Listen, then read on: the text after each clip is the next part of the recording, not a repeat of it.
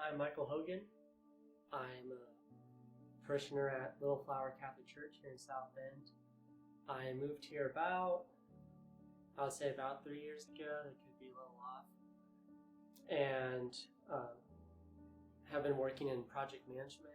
Originally, I'm from Warsaw, Indiana. Just a little bit about me, my early life. Probably not atypical.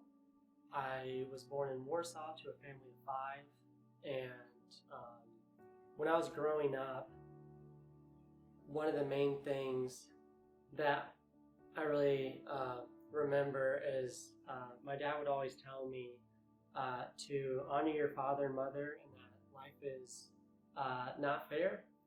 And growing up for me, we always went to Sunday Mass together, and we would go every week. My mom was Protestant, so sometimes we would change each week. But I always went to Mass, always out of obligation rather than any kind of relationship. With the honor your father and mother, it was always like, okay, our parents we go to Mass, so we went to Mass. So for most of my life, I participated in my faith because it was something I was told to do rather than out of a desire to do it. Not necessarily bad, but maybe not the best reasons. And it was about by the time that I was going into high school that I was invited by my brother to go on a Steubenville retreat. A little bit before that, one of my parents had passed away, and the other one was battling cancer at the time, so it was definitely a stressful time. And as my father passing away at a young age, it was definitely had some habits that I had picked up that were not good. And I went to the conference and the retreat, and they talked about the importance of reconciliation. And it's been forever since I went to reconciliation. And I remember that there was a priest there who was talking about Jesus. But I remember it was the way that he spoke about Jesus that really struck me. And the way that I would describe it later on is that it was as if he was talking about someone he knew rather than a subject he knew about, going through CCD and that kind of stuff. It always seemed like, oh, we're learning about this subject, but we never really encountered the person, or at least I hadn't encountered the person. And at the same time, there was then a deacon who was talking about the importance of going back to reconciliation.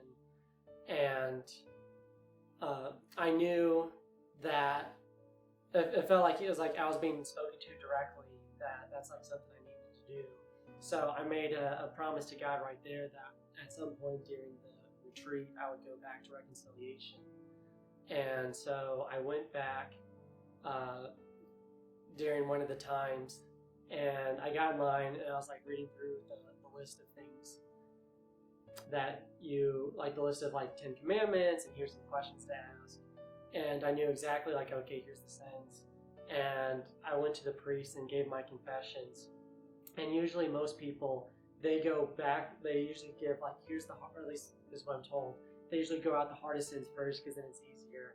I had to kind of build up to mine. And that was really a struggle for me. And as I was going through, it was just kind of getting harder. And I definitely felt, as I was telling my sins, I definitely felt the weight of my sins, the feeling of disgust for them. And then it wasn't until I was doing the act of contrition and the priest was doing the words of absolution that I just felt so much love and joy that I've never experienced before. And I just felt so happy and so joyful. And as I was leaving the confessional, I remember actually skipping down the sidewalk as I was going back, and I was just so happy. And I just wanted to kind of tell the world how great this experience was, how much joy I had. And then as I ended up going to my friends, I was this is crazy. I've never experienced this before. Would they really understand? So I didn't really tell them about it. Besides for that, oh, I had a really great time, and I went to reconciliation. But that moment has always stuck with me. And since then, I had kind of like backslid through some high school, several sins, like even college. But having had that encounter, I knew that this is no longer something that out of obligation, but that this is my faith. And going through college and getting connected to our Newman Center and Focus, I really encountered the person of Jesus Christ, and then got the opportunities and experiences to share the person of Jesus Christ with other people, and has just been really blessed with the opportunities that I've been given to do that. But I think it's also important to know that for those of us who at an early age encountered Jesus, that doesn't mean that like we've been totally won over, and that not everything, like that God's work is finished with us. Because I think sometimes we, go on these conferences and get kind of fired up, or we go and do some kind of mission work or mission trip, and it's like, wow, we did this great thing, and then we go back to our normal lives, and it's like, well, now what? I think that God's always continuing to work in us and with us. And that's probably been one of the harder things, especially now during like the COVID, like all this uncertainty of how do we really like live out the gospel in our everyday lives. And I definitely feel that there's a lot of weeds and pruning going on, that even though it's like, okay, I've done Focus, or I've done this outreach in college, and now I'm, working professionals, like how do you live out the gospel in that daily life? I think that it's important to find that time with God, whether that's in the sacraments or in scripture and prayer, and to really kind of staying on guard, because after like encountering Christ, that doesn't mean that it's over. And I think that same is even more at work, knowing that like, okay, this person is starting to like really finally come alive, and that's like the last thing that our enemy wants.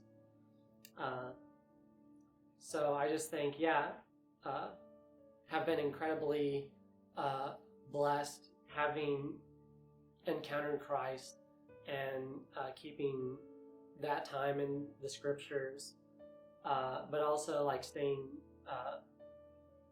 guarded, because even though that you think that's like maybe a particular, like you've like overcome a particular sin, or that's like, oh well, like now everything's good, there's always there's like always new things that like God's inviting us deeper and deeper into grow.